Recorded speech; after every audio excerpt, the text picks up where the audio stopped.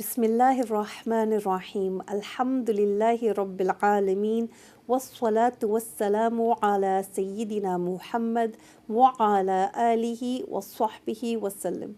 Assalamu alaikum, my dearest brothers and sisters, and welcome to this episode of Shan Ramadan with me, Dr. Mehwish Qureshi.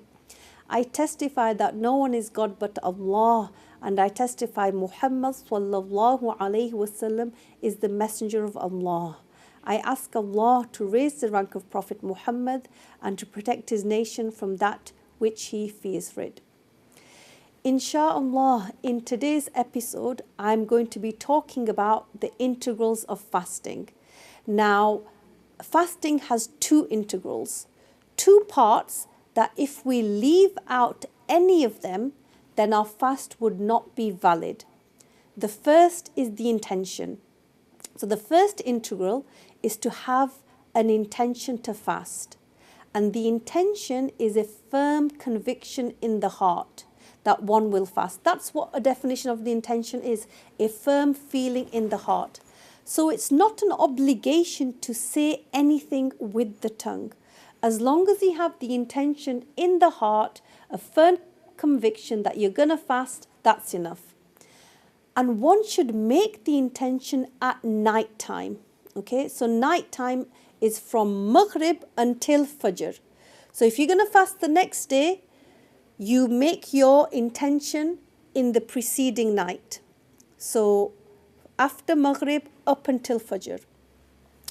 However, if one forgets that one made the intention and they wake up in the morning, then they can make their intention as long as it's before the religiously defined midday. Now, the religiously defined midday is halfway between Fajr, dawn, and Maghrib, sunset. And once you've made your intention, you can eat and drink as long as Fajr has not entered. So, for example, if you made your intention to fast Ramadan at 1 o'clock in the morning, but Fajr doesn't start till 5, you can still eat till 4 o'clock. Once you made the intention, it doesn't mean you can't eat. No. When Fajr starts, yes, from that point onwards, you can't eat. Now, in terms of verbalizing the intention, it's recommended to say, نَوَيْتُ أَنْ أَصُومَ غَدًا لِلَّهِ تَعَالَى مِنْ فَرْضِ رَمَضَانِ, which means I make the intention to fast tomorrow for the sake of Allah the Exalted, the obligatory fast of Ramadan. And if one is making the intention during the day, one says, نَوَيْتُ أَنْ أَصُومَ هَذَا الْيَوْمَ لِلَّهِ تَعَالَى مِنْ فَرْضِ رَمَضَانِ, which means I make the intention to fast this day for the sake of Allah the Exalted, the obligatory fast of Ramadan. Now, the second integral is to avoid the invalidators. To avoid the invalidators of fasting during the day. That is from Fajr until Maghrib. Amongst the invalidators of fasting is to insert anything that has a volume into the body cavity through an open inlet. So anything that has a volume includes things like food, drink, medicine, and cigarette smoke. And open inlets, because we said amongst the invalidators of fasting is to insert anything that has a volume into the body cavity through an open inlet. An open inlet is like the mouth, the nose, the back passage, and the female vaginal passage. So the ear, if someone was to put liquid into the ear and it reached inside the body, well, according to one opinion, it invalidates the fast, and according to other opinion, it doesn't. Now, if one deliberately inhaled smoke or ate and drank whilst fasting, one's fast would be invalidated. So we said anything that has a volume, if it's inserted into the body cavity through an open inlet, it invalidates the fast. Now, what do we mean entering the body cavity or the head through an open inlet. So for the nose, if it reaches the bony part of the nose, which is just here, if it reaches the bony part of the nose, or it enters the cavity of the head, then your fast is invalidated. With regards to the mouth, if it enters the throat, okay, for example, for it to reach the exit of the letter kha, if it reaches the exit of the letter kha and beyond, it's entered the body cavity through the throat. With regards to the ears, according to one opinion, if it went beyond the ear canal such that it reached the inside of the head, the fast would be invalidated. With regards to the back passage, if that thing which had a volume went beyond the anal sphincter, which is the circular part through which the stool comes out from the exit point, to the place where the enema is placed, then the fast is invalidated. And for the female front passage, if that which has a volume entered the vaginal cavity, it would invalidate the fast. So that would include having a smear or a speculum examination. That would invalidate the fast. Now, the male urethral opening, if drops of water enter the male organ, then so long as they don't reach the bladder, it does not invalidate the fast, according to Abu Yusuf. But according to Abu Hanifa, even if the drops reach the bladder, this does not invalidate the fast, because he did not consider the bladder as a part or connected to the body cavity. Now, if someone has an open wound, if the skin was cut in a way that an artificial opening was made, then this would be considered like an open inlet. So you can see that, subhanallah, amongst the invalidators of fasting is to insert anything that has a volume into the body cavity through an open inlet. So we spoke about the nose, the mouth, the ear, the back passage, the female front passage, the male urethral opening, and an open wound.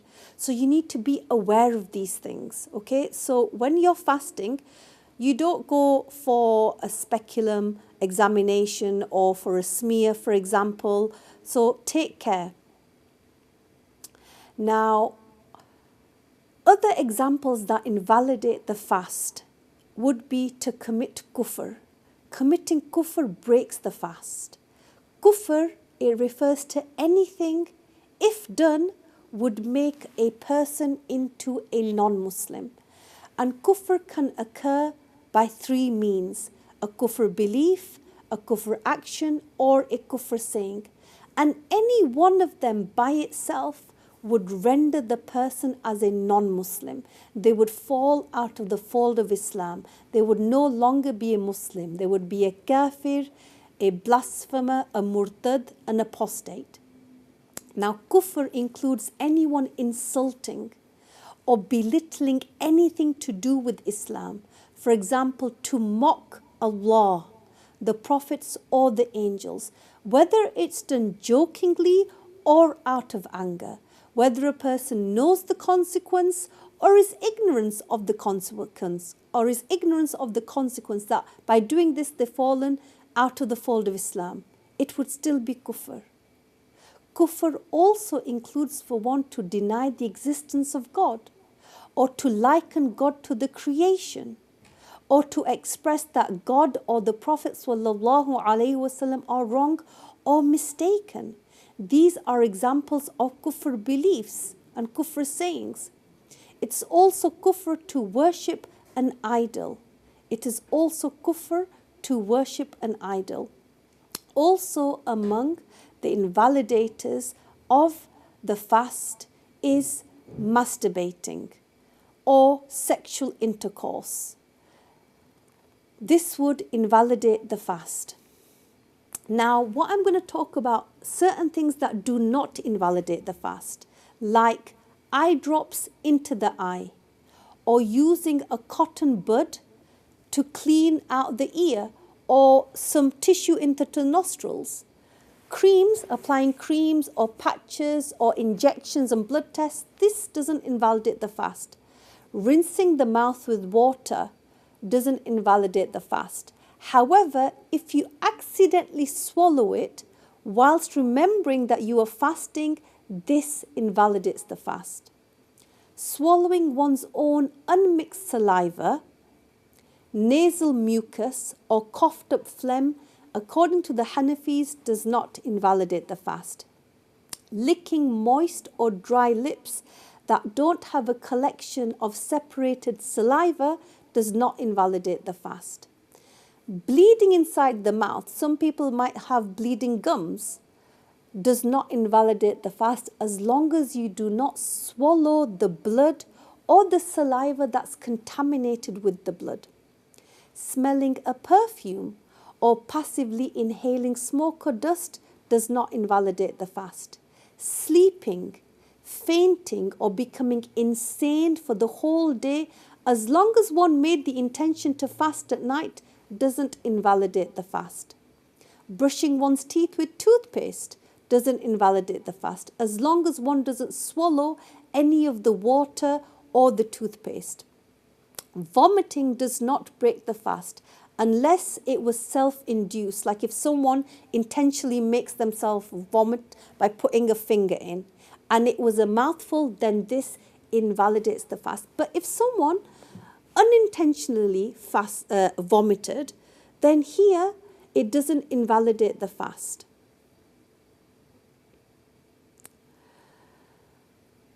Other things that don't invalidate the fast is if one inhaled smoke or ate and drank whilst forgetting that they are fasting, then this does not invalidate the fast.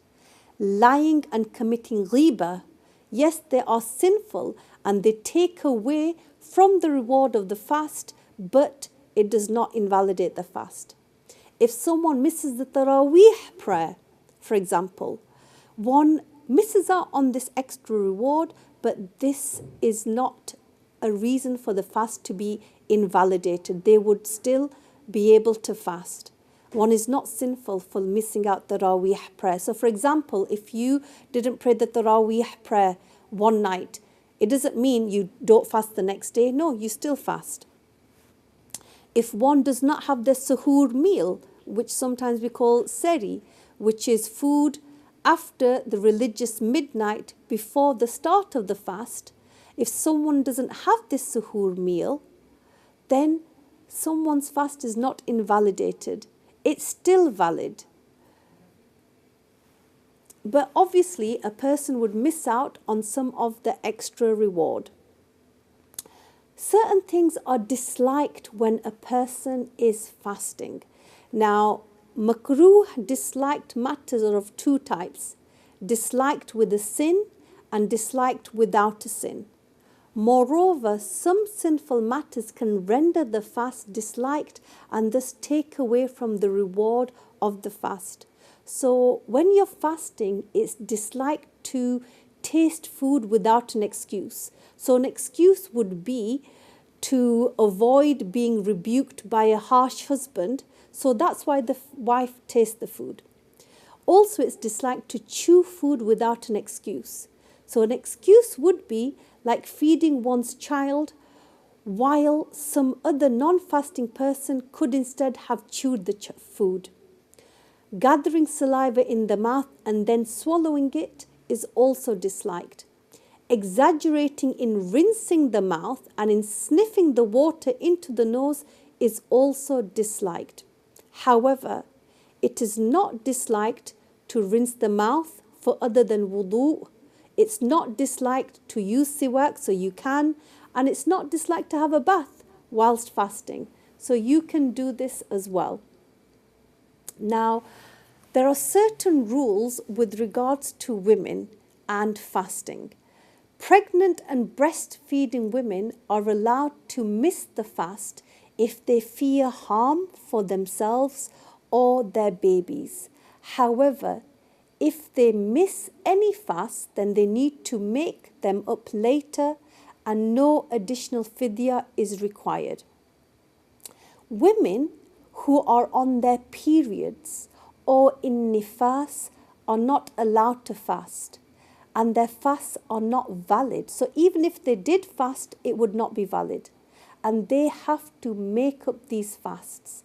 Now, menses is the minimum of haid or menses is 3 days and nights and a maximum of 10 days and nights.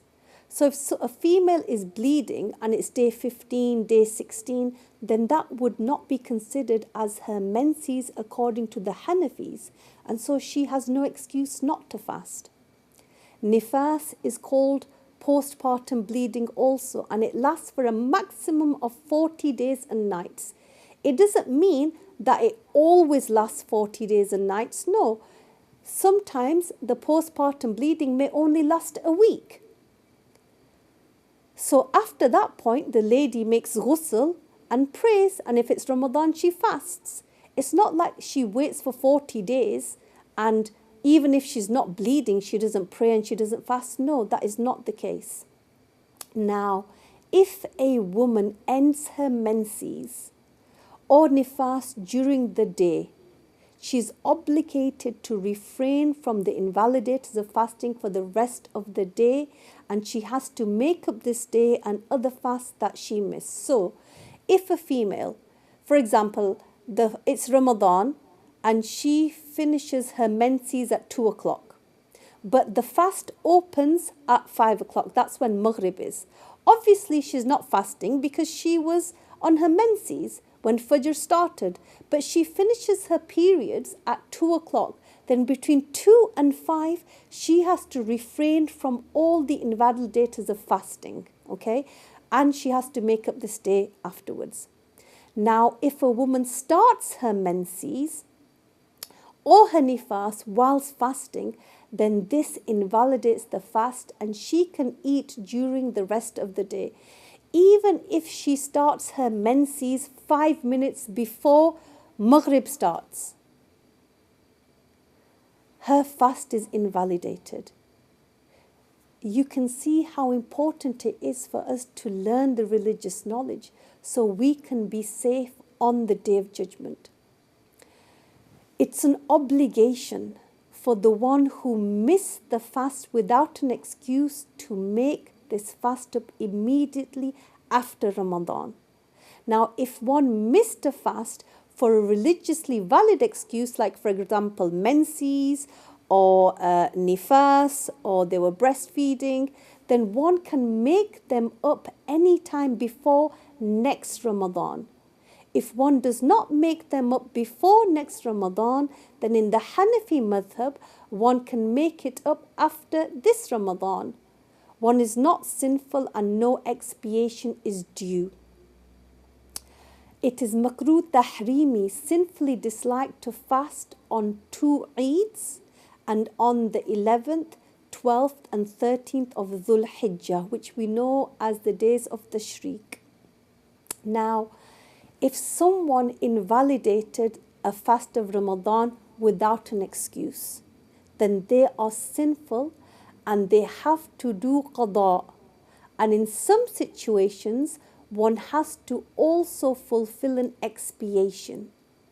However, if one did not make the intention to fast at night and then deliberately ate during the day, then according to Imam Abu Hanifa, no expiation is due, but according to Imam Muhammad ibn al-Hassan al-Shaybani and Al-Qadi Abu Yusuf, an expiation is due.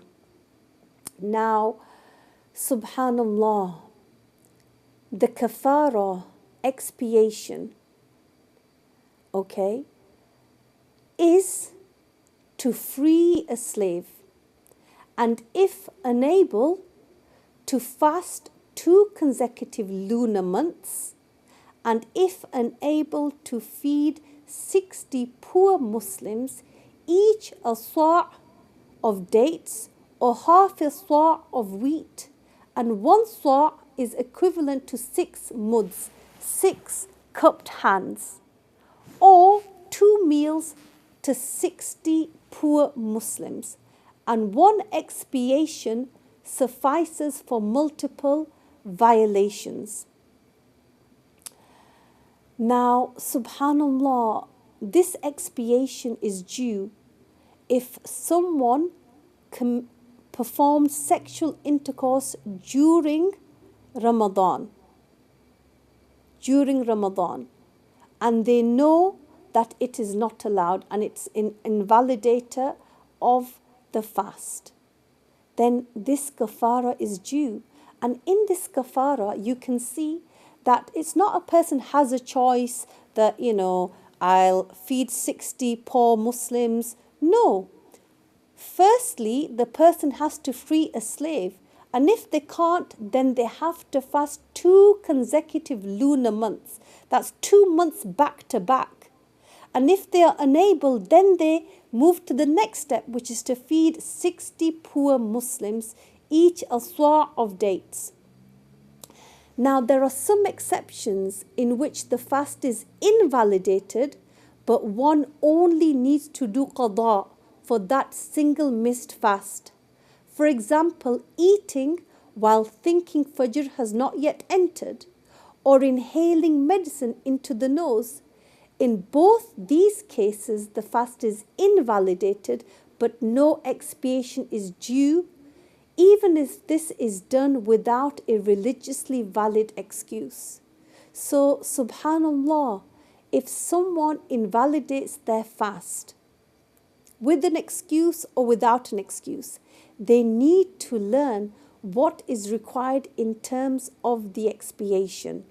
Is an expiation due or not? What exactly is due upon them?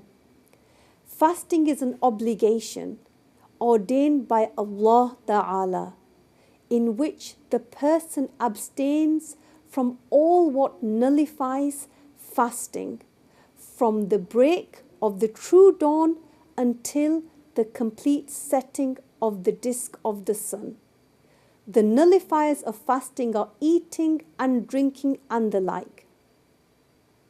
Also, we mentioned one has to abstain from inserting anything that has a substance into the body cavity through an open inlet.